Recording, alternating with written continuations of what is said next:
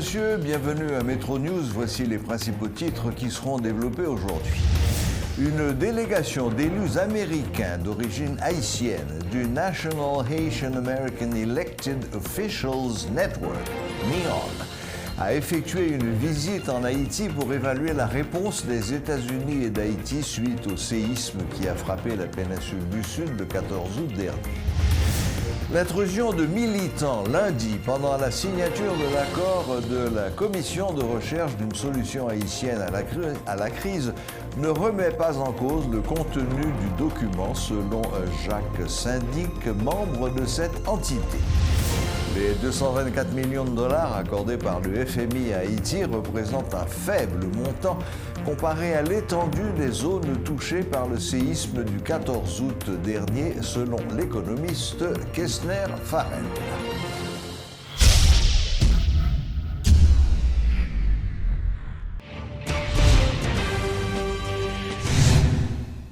La situation est loin d'être revenue à la normale dans les régions affectées par le séisme.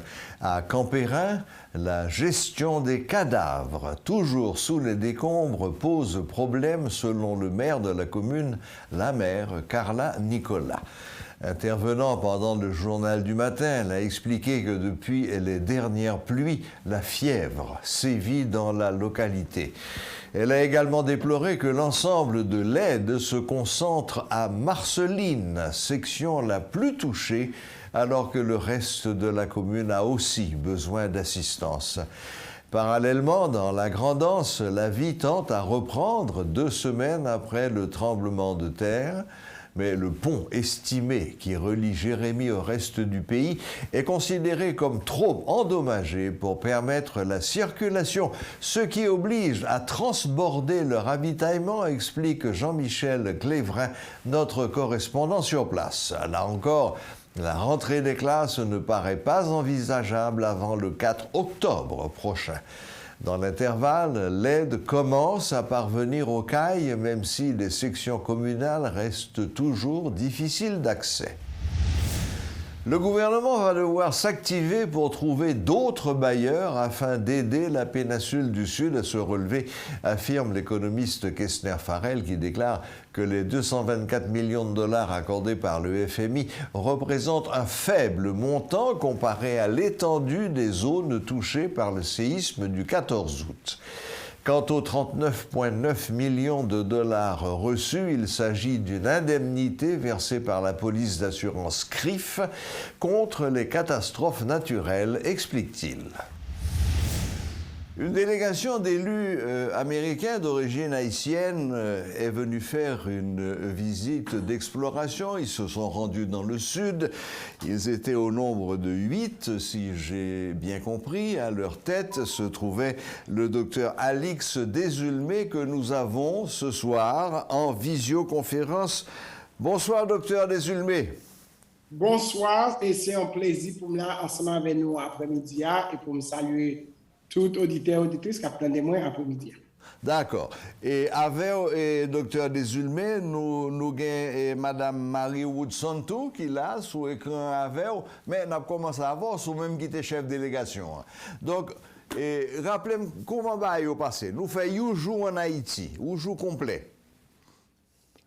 Oui, c'est ça. Encore, moi, c'est Alex Desulmé, c'est moi qui est chairman de Haitian American Elected Official Network, qui est un réseau qui vient tout haïtien américain qui est élu en Dani.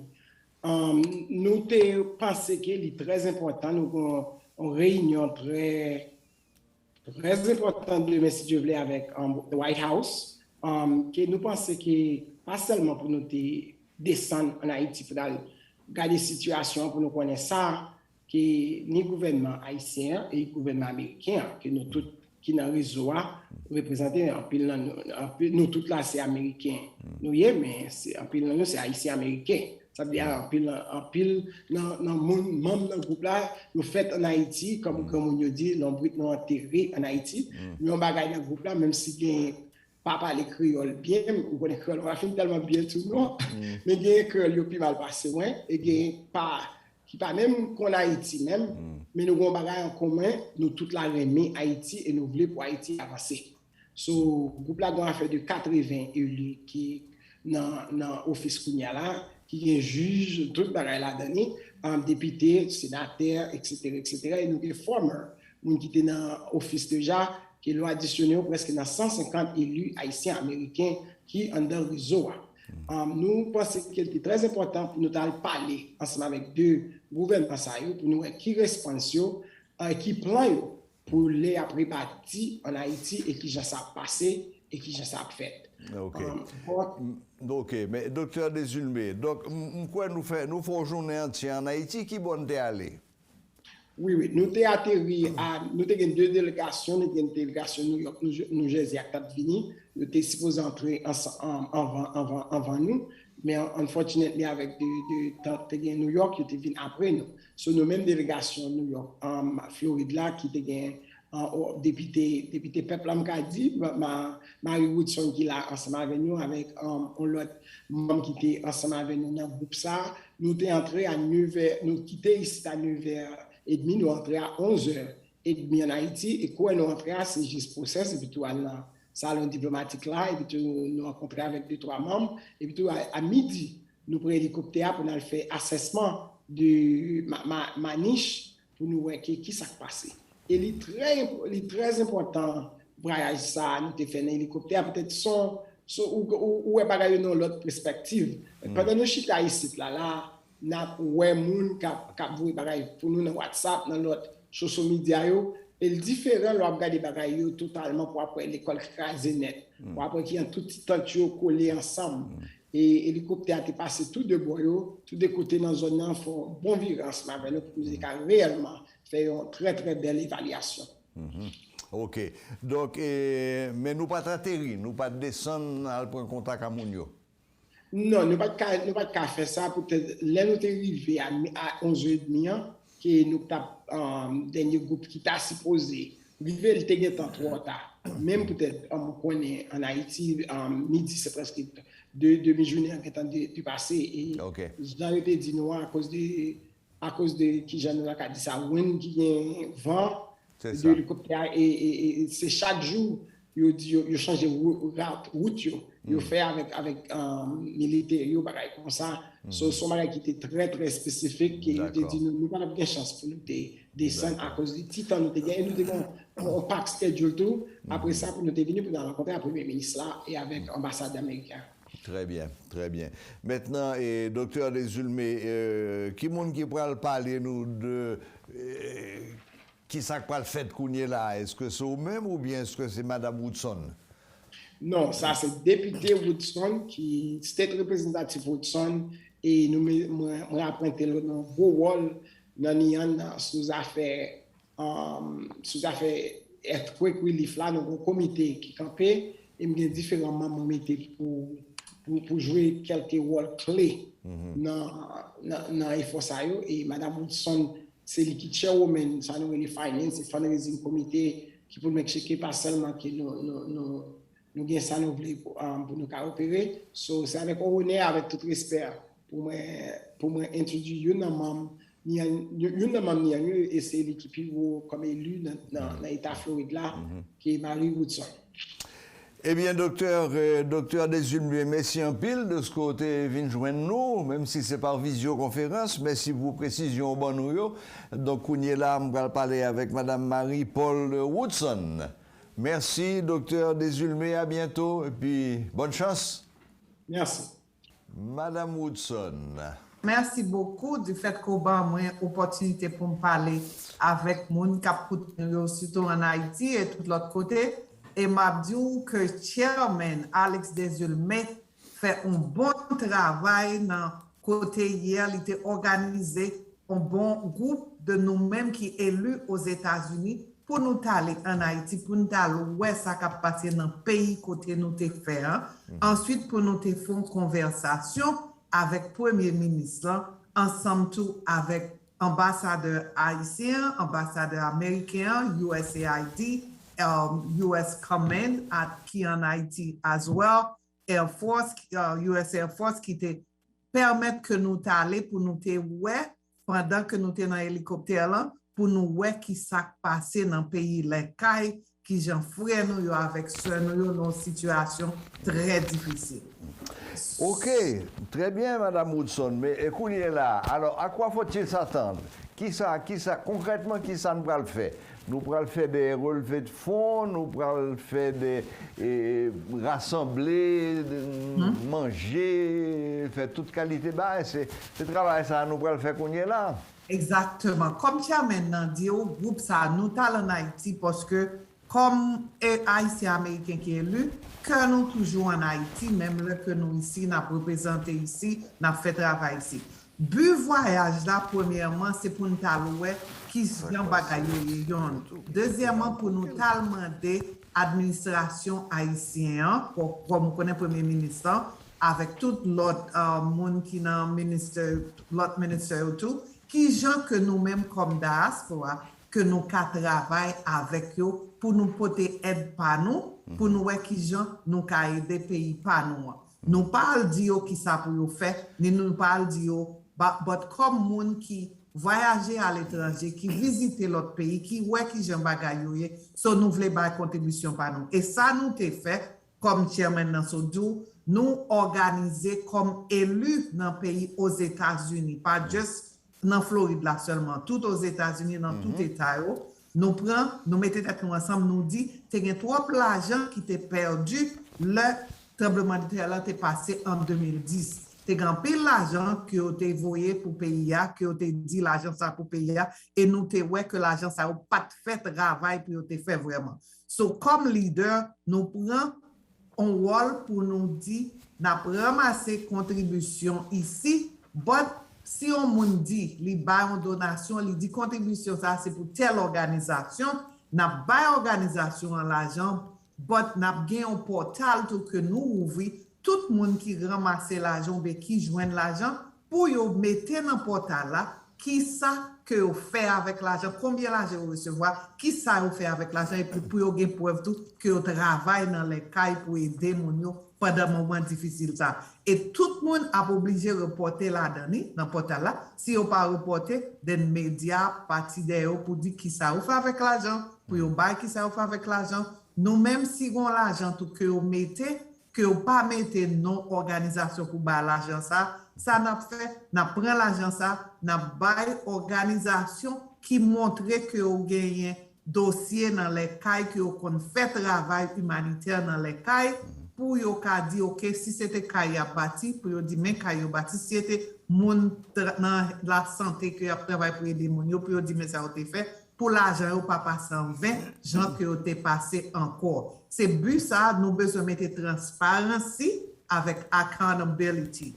So, si on moun gela, on supposé montrer qui ça va faire. Ensuite, on supposé responsable pour ça on dit on va faire pour faire. So, c'est dans but ça, nous t'allons rencontrer avec eux, nous parler avec eux, nous pas dire c'est n'a vinn c'est pas n'a vinn prendre pour chef, c'est aider nous voulons aider. So, hier, c'était un commencement en relation que nous besoin faire avec l'État haïtien, avec l'administration haïtienne pour nous voir qui gens petits en Haïti contribuer dans le développement en Haïti, dans le progrès en Haïti. Parce que ce pays nous est trop bel petit pays, il offre trop pour nous pas contribuer dans aider parce que nous connaissons Haïti passer en catastrophe à une catastrophe. Il y a dit là avec un pile crise qui gagne, ou une crise Covid, ou une crise earthquake là qui passait, ou une crise l'école qui tombait, ou une crise assassination président qui fait, ou une toute qualité de crise dans le pays où un earthquake qui est passé en 2010, ou l'autre encore qui vient passer. So Haïti a dit là avec un pile bagaille. So nous-mêmes ça nous a fait, n'a essayé d'aide par nous, at least pour nous aider pays à avancer à la. Merci beaucoup, Madame Woodson. Et moi-même, j'ai deux bagages qui sont très importants dans le discours fait. Vous mettez l'accent sur la transparence et vous mettez l'accent sur le contrôle. Vous croyez en effet que c'est deux bagages que tout le monde attend en Haïti, parce que, par exemple, 2010, là, il y a des milliards de dollars qui rentraient en Haïti, personne ne va côté le fait. Et c'est une très bonne chose, sous très bonne initiative, de décider que toute bagaille nous-mêmes, sous bon pas nous n'a fait, ça, l'a fait dans transparence, à la fait avec un pile contrôle. Merci beaucoup, Madame Woodson. Malheureusement, le temps est passé très vite. Mais je souhaite nous un pile courage et je souhaite que nous apprécions porter ou aide très importante et tout le sud, pas seulement Maniche, pas seulement les Cailles, mais tout côté que tu es frappé. Merci un pile pour eux, merci pour Haïti et bonne continuation. Et moi-même, Abdou, merci tout pour le bon travail que vous avez fait. So, je suis sorry du fait que nous n'avons pas plus de temps pour nous parler. Mais je promets tout, n'importe où encore corrélé nous bien qu'on besoin, vous avez toujours qu'à joindre nous. Ou avez contact Alex, je ne sais pas si vous avez contact, pas je ne vais pas aller sous l'air là. Non. Ou capable de joindre moi, ou capable un email ou email moi, ou reprendre très vite. So, n'importe quel besoin nous n'a fait parler avec vous et puis n'a make sure que moun yo connaît ça qui a passé pour nous avoir information parce que comme devise nous dit, l'union fait la force. Et c'est ça que nous devons faire.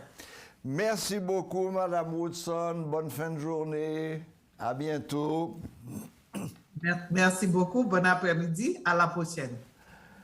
Voilà, après le docteur Alix Desulmé, qui était le chairman, le principal accompagnateur de cette délégation, nous avons eu Madame Marie-Paul Woodson, qui nous ont fait part de leur initiative pour venir en aide au Sud.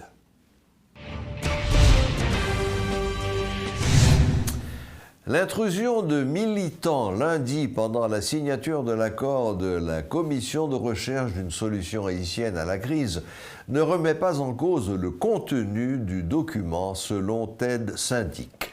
Il a affirmé que le travail de commission va se poursuivre après cet acte qu'il qualifie d'erreur de parcours.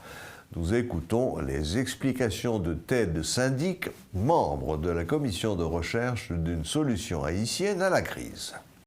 C'est arrivé, son incident de parcours, mais qui n'a pas diminué en rien la valeur de ce que nous avons fait. La valeur de ce qui est arrivé aujourd'hui et l'accord qui est là et que nous pensons, ce n'est pas pour commission qu'on a pas dit ça, c'est la société pour approprier pour avancer. Nous acté que l'accord l'a signé. Et appropriation continue faite, il y a d'autres gens qui continuent à signer. Maximum nous dit fin semaine, si je ne me trompe pas, nous avons été fin semaine, nous avons fait une fête. Mais ça qui arrive que pour X raisons, nous continuons à demander signer. Et nous avons ouvert à ça. Ça ne va pas déranger. Ça va ouvert à ça. Ce qui est important, c'est que nous-mêmes, ça qui prévoit l'accord là, on dit dans 72 heures après signature accord là, nous pourrons écrire sectorieux pour désigner les membres pour construire le Conseil national de transition. Qui ça gagne là-dedans? Il y a 28 secteurs de la société civile. Et il y a 25 pôles politiques là-dedans. Il y a désigné chaque membre, 28 acteurs de la société civile. Et qu'on y a là, il y a un ensemble de. Il y a constitué CNTA. CNTA, les mêmes rôles, c'est faire élection pour président de la République là. C'est vous pouvez le voter. Qui élection? Élection second degré. Il va le choisir, il va le voter parce que si on vote la pied quand même en finale. Il va le voter sur une liste de gens qui sont candidats à la présidence par exemple. Et mon liste ça a sorti du secteur qui a écrit, il y a 10 secteurs pour désigner des candidats. Et bien selon des critères qui définissent, selon référence constitutionnelle qui vient pour cap chef l'État dans le pays ça, il y a la constitution dit qu'il y a, mais en plus de ça, insister sur la question de honnêteté, de civisme sur la question de transparence dans la vie moun un ensemble de critères qui pour nous qui est important pour les gens qui viennent chef dans le pays. Responsable politique dans le pays, c'est comme ça que ça fait après une sélection. Est-ce que vous pensez que... Au départ, par une personne qui est exclue. Donc il est temps que l'ordre, que les questions constitutionnelles, les questions légales soient rétablies.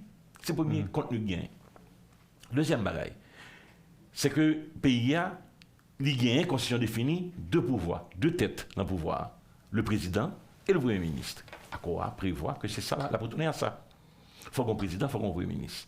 Et puisque nous parlons de période électorale, c'est pas une élection qu'a fait en général dans le pays, il faut trouver les moyens de nommer ce président, de désigner le président. Donc c'est ça le Conseil national de transition pour le faire, c'est voter président. Et Kounia a constitué le gouvernement après ça. Troisième barrière qui vient, c'est que un organisme de contrôle, puisque le Parlement n'est pas opérationnel, n'est pas fonctionnel aujourd'hui, il existait avec 10 sénateurs, un tiers sénat qui a existé, qui a légitimité, on n'en touche pas, il n'existait pas, un problème. Mais cependant, l'organe de contrôle de la transition, il faut que le monter. Le grand organe de contrôle qui a monté pour contrôler l'action du gouvernement et il y a une capacité de prendre des décisions sur la gouvernance. Pas qu'un ça veut dire là. Et bien en même temps, c'est définir les règles pour que nous arrivions dans l'élection générale en un pays qui est démocratique. C'est poser le problème de la Constitution. L'organisation sociopolitique Vive Haïti a déposé ce mardi au parquet une plainte contre le Premier ministre Ariel Henry et le directeur de la police nationale d'Haïti, Léon Charles, dans le cadre du dossier de l'assassinat du président Jovenel Moïse. Ils demandent au commissaire du gouvernement d'informer le juge d'instruction de cette démarche afin que le dossier puisse faire son chemin. Estimé que dans le cas d'assassinat président, il y a deux personnes qui t'a supposé répondre à la question de la justice que nous-mêmes nous avons négligé en tant que organisation qui est là pour protéger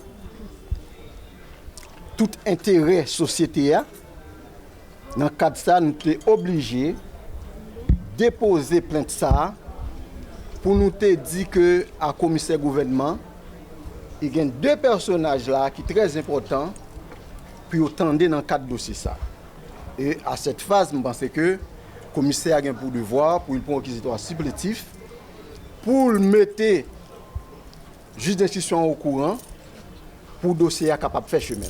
Monsieur Ariel Henry et Léon Charles. Nous venons avec un juge de paix en présence secrétariat parquet pour dire effectivement oui, il va recevoir plainte ça. Ça veut dire que pour personne pas dit que organisation dit qu'il dépose une plainte mais pas privé côté il était arrivé. À partir de constat ça, nous répondons oui effectivement, il était recevoir plainte là, qu'on a nous-mêmes n'attendre pour plainte là faire chemin au moment opportun pour nous compte qui ça la justice a dit à comme ça. La plateforme haïtienne des organisations des travailleurs en éducation, FOTÉ, souhaite que la date du 6 septembre, fixée pour la réouverture des classes, reste inchangée. En conférence de presse ce mardi, les membres de cette structure ont fait savoir que le ministère de l'Éducation nationale doit prendre toutes les dispositions nécessaires pour que même les élèves des départements touchés par le séisme du 14 août puissent reprendre le chemin de l'école normalement. Ils en ont profité pour présenter leur doléance à la nouvelle équipe dirigeante du ministère. L'école là pour 6 septembre, il faut un accompagnement qui va pour ça. Nous avons des 4 débits. Je dis à la conseil des gens, dans le syndicat, il y a des gens qui travaillent longtemps, qui ont lettre nomination, mais pas touché. Il y a des gens qui ont dans la salle de classe pour que je nomme. Il faut le ministre faciliter, les gens nommé faciliter au toucher. Et bon, il y a une question de transfert aujourd'hui, nous avons des ministres, il faut le rentrer, transférer, le faire. Et même question assurance. Je dis à la, si on emploie dans le système normal, vous avez un cop pour déposer l'hôpital, pendant ce temps, au Fatma, il y a un paquet de cop pour assurance, assurance ça va dire rien. Et nous-mêmes, prochainement, bataille nous allons mener, c'est sur question assurance là même. Parce qu'il n'est pas possible, je dis, pour mode d'assurance ça. Imaginez, au Fatma, au Chita dans l'hôpital, depuis ces gens qui ont une carte d'assurance privée, ils qui sont là, ils l'État pas payer. Pendant ce temps, ils prélèvent comme là, chaque mois sur l'employé. Je pense qu'il faut qu'il y ait un bagage qui dit dans ce sens pour permettre employés dans la fonction publique là, pas pour que c'est l'éducation nationale seulement. Assurance n'est pas bonne dans toute administration, dans toute fonction publique là. Ça veut dire sont des ordres, faut qu'on bagage qui dit dans question ça. Nous connaissons que ce programme ça, son programme corruption et tout parce que il y a des responsables syndicaux nous font conférence ça. Premier ça fait c'est les offrir avantage. Au lieu de poser problème pour résoudre, c'est d'où moi-même ça a été tourné me dans la rencontre. Je dis que ça second mon membre syndicat a un problème pour tel bail. Ça veut dire pas pour résoudre pour tout le monde non, il y a résoudre pour un groupe. Il est pour payer ça, suspendre rentrer dans démagogie ça. Faut responsable qui là pour ça pour des solutions, c'est pas pour créer problème. Dans le culturel, le concours Miss World Haïti 2021 a été lancé le dimanche 29 août au local de Jojo's Restaurant à Pétionville. Un coup d'envoi au terme duquel 10 des 11 finalistes ont été présentés au grand public. Suivez les explications d'Anedi Azaël Doura, la responsable principale de cette franchise en Haïti. Jodi, moi capable de dire que nous avons belle finaliste, mais pas seulement belle, mais qui gagne un bagage pour yo dire. parce que moi, je crois que c'est le moment pour tout jeune, on voit dans la société, pour être capable de poser pierre, pour être capable de faire un bagage pour Haïti, pour l'environnement, pour la communauté. Les filles sont au nombre de 11, mais malheureusement, il y a une qui part en forme, donc je dis c'est 10 qui a présenté devant nous. Et compétition fait lancer pour la première fois, nous-mêmes nous avons chance pour nous voyons ici à Jojo's Restaurant lors de Beauty Expo. La gagnante de ce concours, la Miss Monde Haïti 2021, nous représentera à Miss Monde 2021 qui se fera à Porto Rico le 16 décembre prochain. Année ça, malheureusement, compétition a plus court parce que nous prenons un peu en retard pour te dire par rapport à toute situation sociopolitique. Donc finalement, la fête le 2 octobre pour que finaliste l'auto car je assez de temps pour les préparer. Nous connaissons que Miss Monde est basé plus sur l'humanitaire, sur les activités sociales. Donc c'est sûr que Miss qui va remporter titre ça, remporter couronne, il va avoir un pile travail pour lui faire au sein de la communauté. Pour l'international, c'est sûr qu'on veut remporter la couronne, c'est sûr qu'on veut être dans le top. Donc c'est sûr qu'on va essayer de donner tout l'encadrement nécessaire pour qu'elle puisse arriver à atteindre cet objectif. Nous allons recevoir sur le podium les différentes concurrentes de cette édition.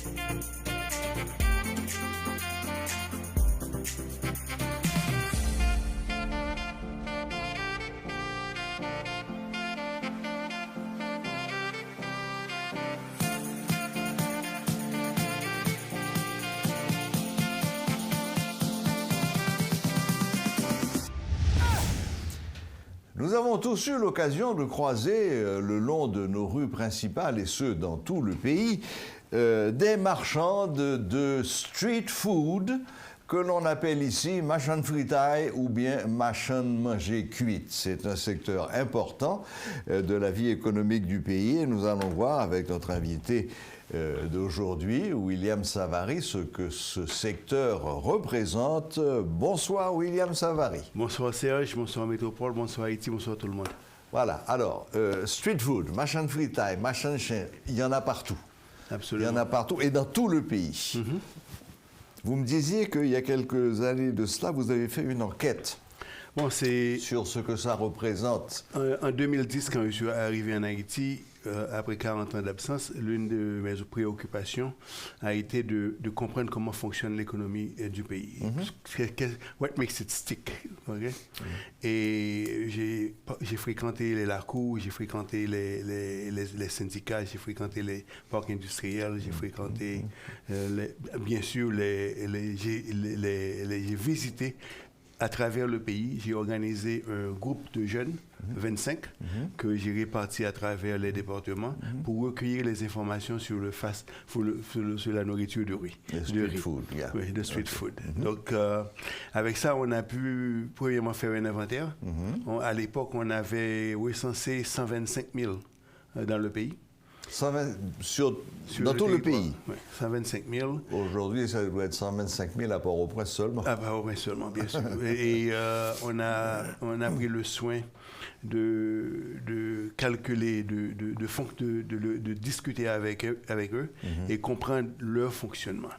Et j'ai conclu que c'était l'une des activités les plus performantes de l'économie haïtienne. Dans ce cas-là, on peut parler d'industrie. Absolument. Dans ce cas-là, on peut parler d'industrie. Pourquoi? Parce que quelqu'un qui vend la nourriture de rue, c'est quelqu'un qui engage à peu près 7 personnes. 7 personnes, en moyenne. Oui, en moyenne, parce qu'il y a quelqu'un qui nettoie la viande, par exemple. Il y a quelqu'un qui nettoie les légumes et les vives. Il y a quelqu'un qui prépare, qui fait la cuisson.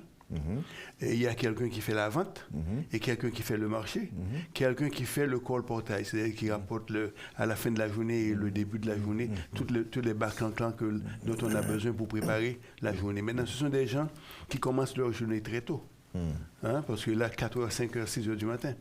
Parce que la nourriture doit être prête vers 11h. C'est ça. Hein? Donc ce sont des gens qui travaillent beaucoup et qui travaillent avec beaucoup de passion et de courage. Et de savoir-faire. Et de savoir-faire. Car je dois dire que plus d'une fois, il m'est arrivé de passer à côté de ces marchandes, à l'époque où on pouvait encore marcher à Port-au-Prince, et les fumets qui se dégageaient étaient très appétissants. Oui, maintenant, si vous prenez 120 000 multiplié par 10, ça vous donnerait quoi 120 000 par 10, 1 million 200 000 emplois, hein, à peu près. Donc c'est le nombre d'emplois que cette industrie déjà génère, dans l'ordre de 1 million de personnes. Hein. Maintenant, et ça, c'est des anciens chiffres. Des anciens ça chiffres. doit être maintenant, encore plus maintenant. Oui, maintenant, et les gens sont organisés de diverses façons, mais ce que je veux porter sur le plateau, c'est qu'il y a des chaudières de trois grandes marmites de riz ou de maïs, et il y a des chaudières de 5 marmites. Les chaudières de 3 marmites peuvent nourrir jusqu'à 40 personnes, jusqu'à 30 à 45 personnes. Les chaudières de 5 marmites peuvent nourrir entre 70 et 80 personnes. Donc, maintenant, à la moyenne, quand vous prenez ce chiffre, le nombre de personnes qui peuvent être nourries, et un plat dans les rues, à l'époque, se vendait à $2. Hein? $2, donc ça veut dire de 200 gouttes. Oui, plus maintenant, mais 200 gouttes à l'époque, ce qui donnerait un chiffre d'affaires dans l'agrégat pour l'industrie de près de $1 milliard. Wow! 1 milliard $, c'est ce que ça représente. Maintenant, c'est faramineux. Pourquoi? Parce que l'une des choses que j'avais conclues, c'était d'identifier quelle industrie ou bien quelles sont les entreprises qui peuvent, quelle industrie pouvait servir de locomotive pour l'économie haïtienne. Et je pense que l'industrie de street food peut être à l'instar de ce que l'on cherche. Oui, il reste à voir comment l'organiser, parce que là, bon, c'est quand même 120 000 personnes, c'est pas une industrie. C'est une multitude d'industries, c'est l'agrégat. L'agrégat, c'est l'agrégat qui donne l'industrie. Ouais. Maintenant, c'est comment organiser. Parce qu'il y a, par exemple, l'expérience il y a une expérience ça se fait beaucoup en Inde, par exemple, et l'une des entreprises les plus valuable, qui a une capitalisation énorme, c'est une industrie qui est engagée dans la livraison de manger cuite en Inde. Livraison. Oui, livraison. Et bon, bien sûr, la livraison, donc il faut que ça soit préparé quelque part. Bien sûr. Ouais? Donc c'est vraiment un champ extraordinaire qui mérite d'être organisé, exploré, comment se servir comme locomotive pour autre chose. Parce que quand même, ce sont les produits agricoles qui sont consommés. Locaux. En plus. Bon, à part du riz qui est parfois importé, mais la forcément le riz. Mais la majeure partie des produits, c'est... Très bien. Bon, eh bien, William, merci. Merci de cet éclairage sur un secteur que tout le monde connaît, mais dont on ne suppose pas les capacités. Absolument, il n'y a pas de suspicion. Absolument. Parfait. Merci beaucoup. Bonne fin de journée. Merci, Serge. Voilà. Eh bien, on vous parlait avec William Savary de street food, machin fritaille et machin manger cuite. Voilà. La boucle est bouclée. Merci de nous rester fidèles et à la prochaine. Même heure, même chaîne.